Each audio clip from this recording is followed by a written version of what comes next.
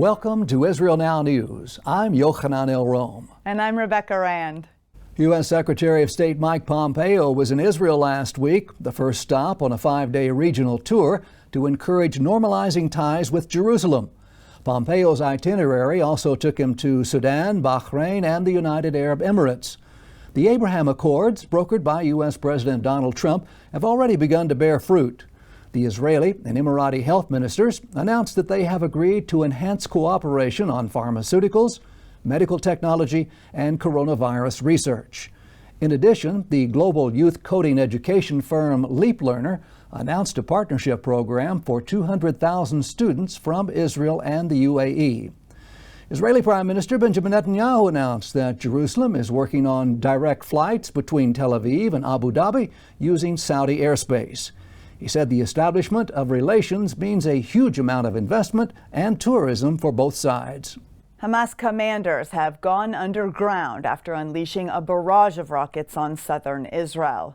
Despite fearing targeted assassinations of their top terror leaders, Hamas and other Gazan groups threatened to burn Tel Aviv with thousands of missiles. The cowardly terrorists fired dozens of rockets on Israeli towns and released hundreds of incendiary balloons, which ignited massive fires in southern Israel. One Israeli couple was miraculously saved when missile shrapnel hit their home, cutting it in half. 4 members of the Islamic Jihad terror group were killed in an apparent bomb-making accident when the missile they were preparing to launch on Israel detonated prematurely.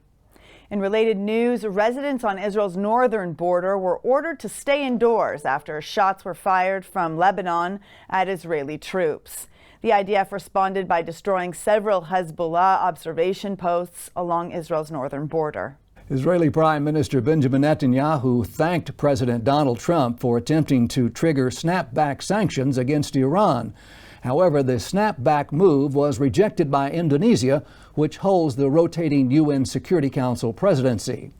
This comes as the White House has faced stiff international opposition to reimposing penalties against the rogue Islamic Republic for failing to comply with the 2015 JCPOA nuclear agreement.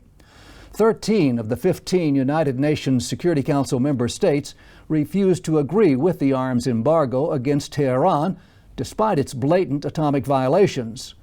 Netanyahu hailed Trump's attempt, saying it was the right decision, just as in 2018 when the United States withdrew from the dangerous nuclear deal with Tehran.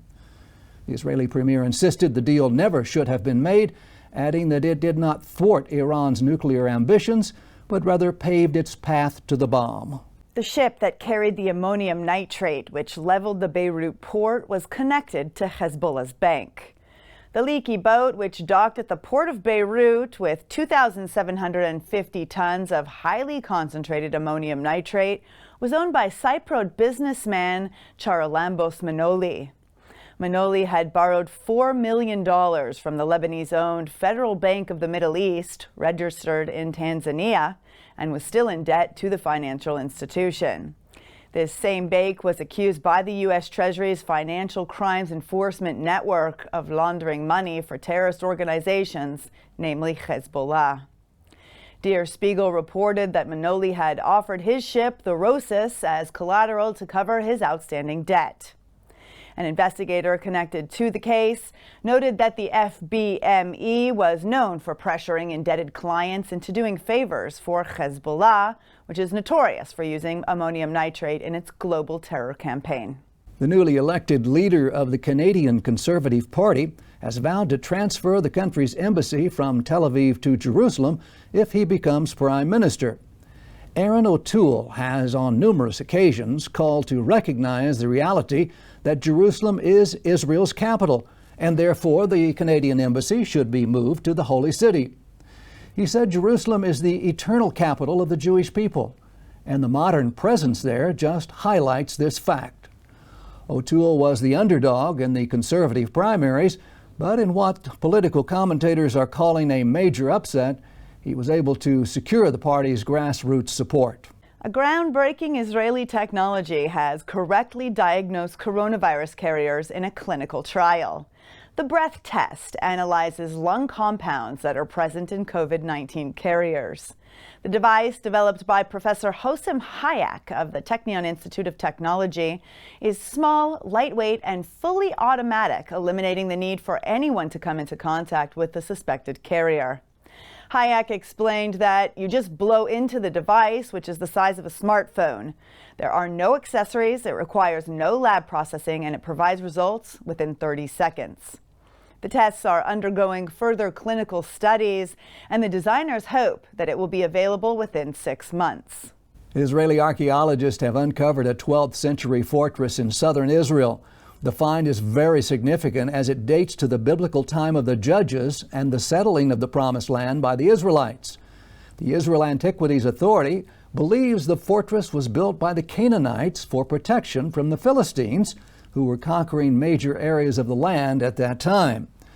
Archaeologists from the IAA explain the fortress provides a glimpse into the geopolitical reality described in the book of Judges in the Bible, in which the Canaanites, the Israelites, and the Philistines struggle against one another. During this time, the land of Canaan was ruled by the Egyptians, and its inhabitants were their subjects. But in the 12th century BCE, two new major players appeared in the region, the Israelites and the Philistines. Thus began a series of bloody territorial struggles. Washington is threatening to veto the mandate of UN peacekeeping forces in southern Lebanon. A renewal vote is set for August 31st. The U.S. is the main funder of UNIFIL, whose annual budget tops $250 million. The Trump administration has a list of demands it wants to see enacted if the organization wants to see any U.S. support.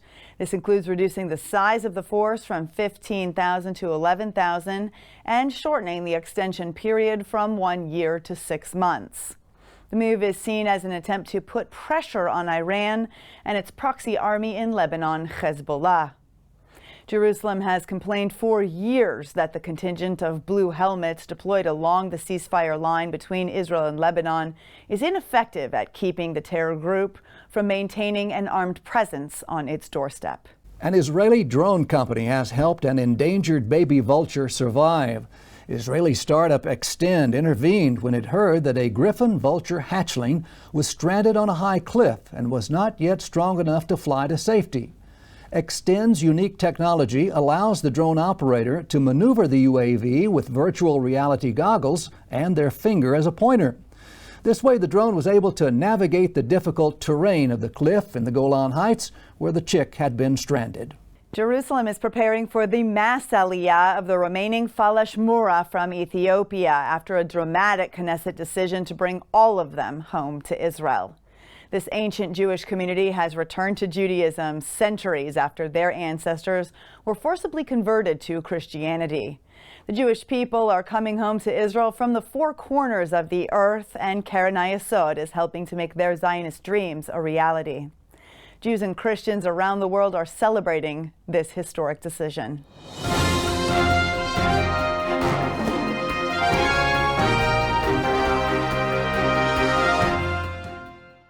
We are living in mysterious yet miraculous times. We've witnessed the most remarkable fulfillment of biblical prophecy, the Jewish people's return to Israel, and the prosperity and contributions of this tiny country in such a short time. Yet we've also seen an unexpected rise in anti-Semitism, which takes the form of anti-Zionism, and alliances between groups that are fighting against the most fundamental biblical values. In the book Titus, Trump, and the Triumph of Israel, Josh Reinstein answers important questions to clarify what has driven political action from the time that the Roman Emperor Titus destroyed Jerusalem until today, when President Trump recognized Jerusalem as Israel's capital. Get your copy today and learn how faith-based diplomacy has changed the world. To order your advance copy, go to triumphofisrael.com.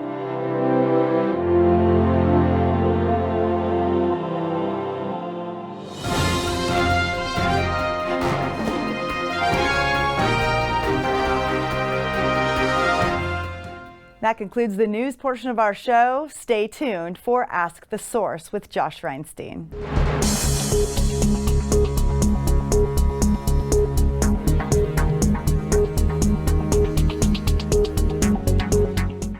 Hello and welcome to Ask the Source. I'm your host Josh Reinstein and we're here in our beautiful studio in Jerusalem. My guest today is Arsen Ostrovsky. He's the Executive Director of the Israeli Jewish Congress. Arsen, thanks for being on the show. Thanks for having me on, Josh. Arsen, first off, tell us a little about what is the Israeli Jewish Congress? The Israeli Jewish Congress is an Israeli-based organization that was founded in 2012. Essentially as a means to serve as a bridge between Israel and Jewish communities in the diaspora, primarily focusing in Europe, but also to help support and promote Israel in the international community. You're a very well-known advocate here in Israel. You've been gotten a lot of accolades, a lot of awards lately, and also have a huge following on Facebook. Why is it so important to make the case for Israel? I'll give you a very quick example. Every now and then I've been very privileged, some might say perhaps unlucky, to speak for Israel at the UN Human Rights Council, which is one of the most hostile venues towards Israel, which just elected Venezuela, which has condemned Israel almost more times than the whole world put together. And when I come back, I'm often asked, so did we win the vote? And I say, no, we didn't, we lost. We always lose the vote. It's the numbers are just stacked against us. Then why did you go? Why do you do it? And the reason is quite simple, because it wasn't such a long time ago when we, as in the Jewish nation, the Jewish people, did not have a voice, did not have sovereignty, did not have our own nation or an army or a voice to speak with. We have that now. We have our voice, we have our independence, our sovereignty, and our army, and our national state. So when we see the Jewish state being delegitimized, being singled out with separate standards being applied to us that are not applied to any other nation in the world, I believe there is a duty and obligation for us and all those who care about the truth to stand up and to speak up for Israel. Well, you're an international human rights lawyer and you go around the world making the case for Israel, but for some reason we're always condemned with human rights organizations, even though we're the only free democracy in the Middle East, the only place that has gender rights, the only place for freedom of religions. Why is it that we get condemned when we're the only people who actually value human rights in the whole Middle East?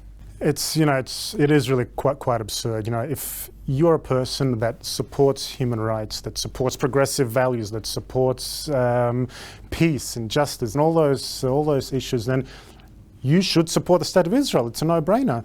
But the thing is that the whole concept of human rights has become so utterly politicized. And again, if you want to look at the Human Rights Council, which is the peak international body that deals with human rights issues, when you look at the makeup of this body, it has countries like Venezuela, it has non-democracies like Cuba, China, North Korea, Syria, Pakistan speaking out against us, speaking out against America, speaking out against democracies.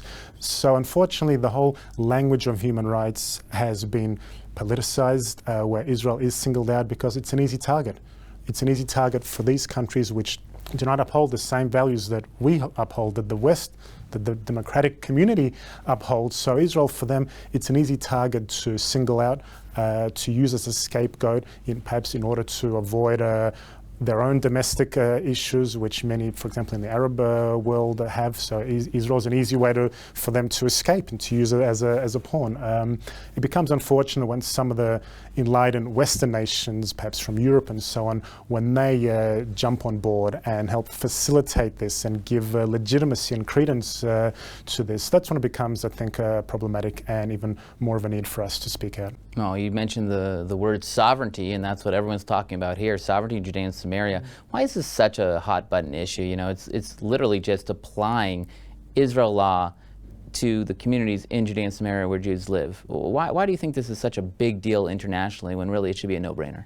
Look, it should be a no-brainer. It certainly should be a no-brainer now today when there's so many issues facing the world, from the COVID-19 crisis to collapsing economies and nation states around the world. This shouldn't be an issue. Israel applying sovereignty and extending our domestic law to these communities that have been part of the Jewish history and Jewish story for millennia, it shouldn't be an issue. But like everything else relating to the Israeli-Palestinian conflict, it has become sensationalized, it has become politicized. We're dealing in an age and era of social media and news media that covers this conflict 24/7. It sensationalizes what is happening. It politicizes it. Israel, again, it's an easy target for them because we are the only democracy, the only liberal democracy in this country. They cannot go into some of our neighboring friends, so to speak, like Lebanon or like Syria and report on them the same way they're able to come and report here. I think also this conflict has, it's been a focal point for people for many years. That they've taken an interest in this from diplomats and politicians and the media, when in essence we are just a normal country facing some irregular challenges, fighting for our existence and our place in this world. So things like extending sovereignty to our own neighbourhoods should not be an issue in the big scheme of things, but in 2020 it is. One of the things that we're seeing that's really shocking is as our relationship grows stronger with the United States of America and some of the even moderate Arab countries, we're seeing the relationship with Europe getting very strained. In fact, they're once again labeling goods, Jewish goods from Judea and Samaria, Jerusalem, and the Golan Heights with their new EU regulations. Why do you think there's been such a dichotomy of reactions from different world powers?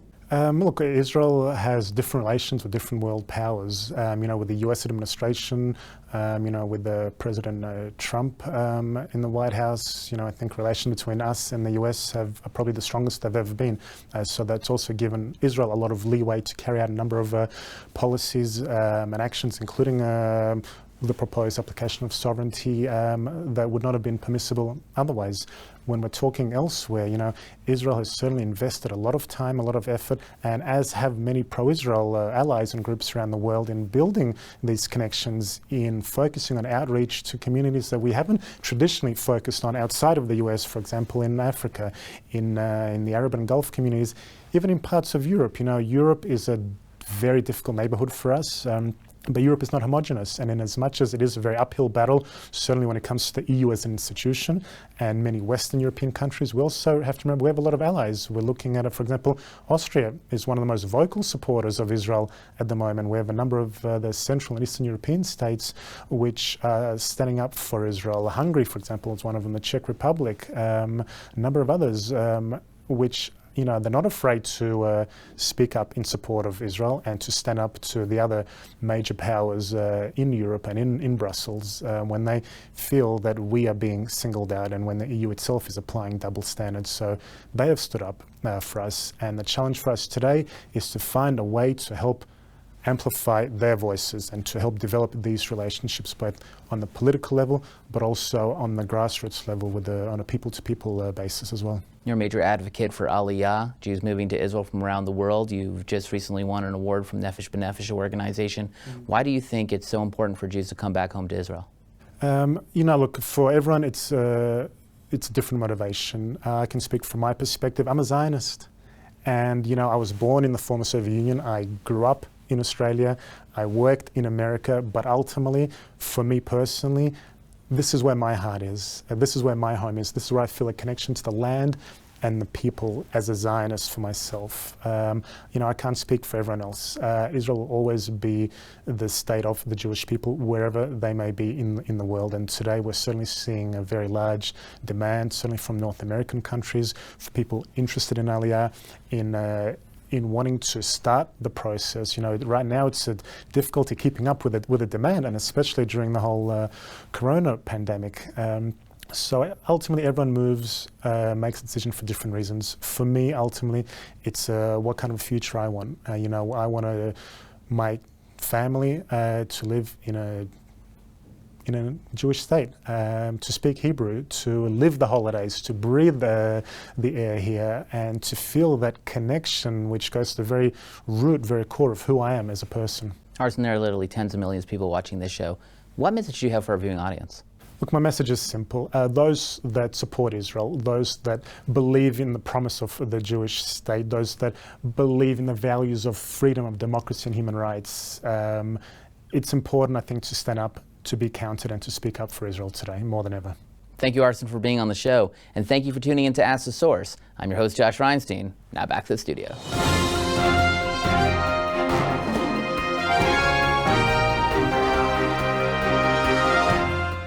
Up next, the return to Zion with Karen Hayesod.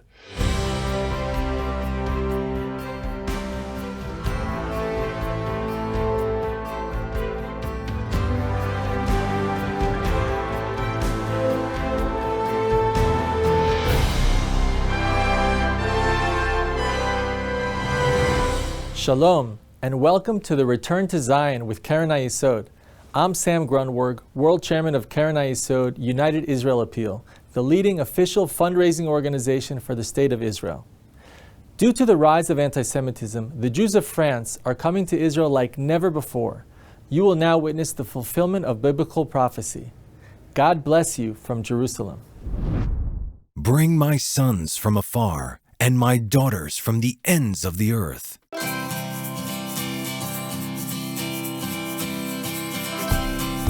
Both the departure from France and the reception at Ben Gurion Airport were colorful and festive events, full of hope for the future.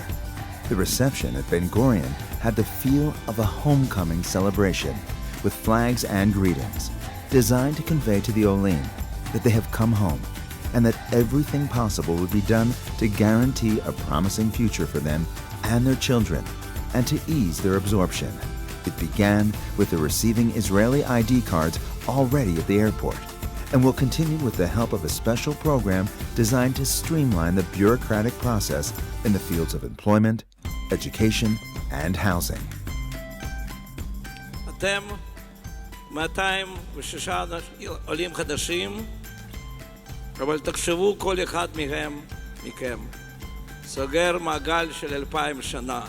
עשרות דורות של סבים וסבתות שלכם התפללו, לחמו, חלמו, ואתם עשיתם את זה.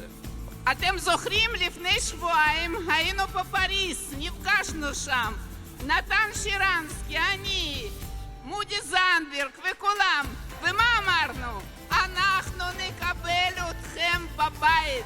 הבית משותף של כולנו, מדינת ישראל. אני רוצה לברך אתכם בשם משפחת קרן היסוד העולמית.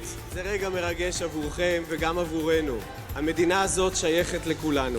לא משנה איפה אתה גר, כחלק מהעם היהודי, ישראל היא המולדת שלך. קרן היסוד מגייסת תרומות, ויחד עם הסוכנות היהודית, השותפה שלנו, ומשרד הקליטה, אנחנו עוזרים לחלום הציוני להתגשם. The Jewish community of France is the largest in Europe, numbering 500,000 Jews. On est des vrais sionistes et on adore Israël et que c'est pas par peur ou voilà, c'est vraiment par envie parce qu'on avait envie de vivre ici, on avait envie de vivre en Israël. Je suis très émue et je réalise pas. J'ai du mal à réaliser parce qu'on préparait ça depuis des années. Beaucoup de joie, une très grande émotion. J'ai énormément les larmes aux yeux. Et j'espère que tout le monde pourra réaliser ce rêve un jour.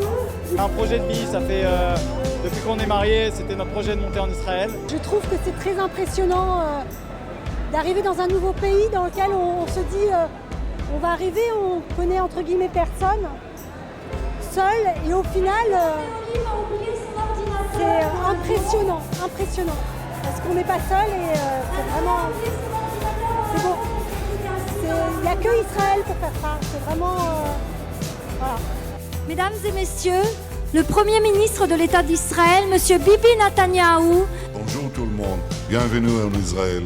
יש פה קהילה מפוארת של יהודים שעלו מצרפת, הם יחבקו אתכם ויקבלו אתכם, אבל כל העם יקבל אתכם. אנחנו אוהבים אתכם, אנחנו מעריכים את המעשה הציוני שעשיתם, שהוא גם מעשה אישי. הוא מעשה אישי גדול ומעשה לאומי גדול.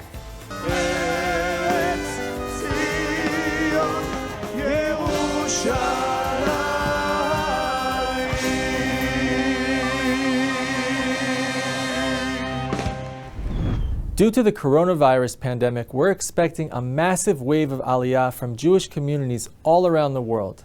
Help us bring them home, and let's bless Israel together. To donate and get information, visit khisrael.org. I have to say that quite a few years ago, I had to stand sometimes alone in publicly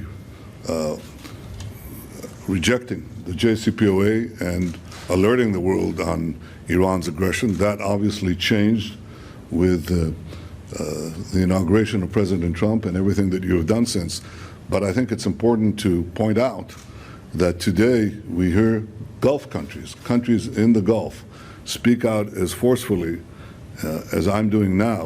And I think that I would suggest to our friends, especially our European friends, this point, that when Arabs and Israelis agree on something, it makes sense to pay attention. So congratulations on the stand, on the snapback, and on your overall opposition to Iran's aggression and its quest for nuclear weapons. The second thing that has happened is equally historic, and that is the achievement of the Israeli-Emirati peace agreement, the creation of full normalization between Israel and the United Arab Emirates. This has been brokered by President Trump with your assistance, and it has been a boon to peace and to regional stability. I think it heralds a new era where we could have other nations join. We discussed this, and I hope we'll have good news in the future, maybe in the near future. I think it makes sense. We have two of the most advanced economies in the world, brimming with innovation, Israel and the UAE. It's a natural fit, and the support of the United States makes this, I think, something with international ramifications. This is the alliance of the moderates against the radicals, against those who use violence and aggression to further their aims, against those who believe that we can offer a better future for our people through cooperation. It's, I think it spells a change in the Middle East. It's the first time in a quarter of a century that we have a peace agreement. And I want to thank again the President and you and your administration for helping bring it about. Lift up your eyes and look around. All your children gather and come to you. The biblical prophecy is unfolding right before our very eyes. The people of Israel are returning to the Promised Land after 2,000 years of exile. But millions of Jews are still longing to come home. Anti-Semitism threatens many of the Jews. We must rescue them before the window of opportunity slams shut. Bless Israel by supporting Keren HaYesod United Israel Appeal, the leading official fundraising organization for the State of Israel. Together, we can fulfill the prophecy of the Bible. Let's bless Israel together.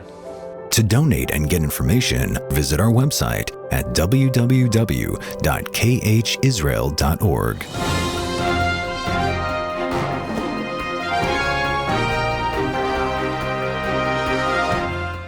That's all for this edition of Israel Now News. I'm Yochanan El Rom. And I'm Rebecca Rand, reporting from our studio in Jerusalem.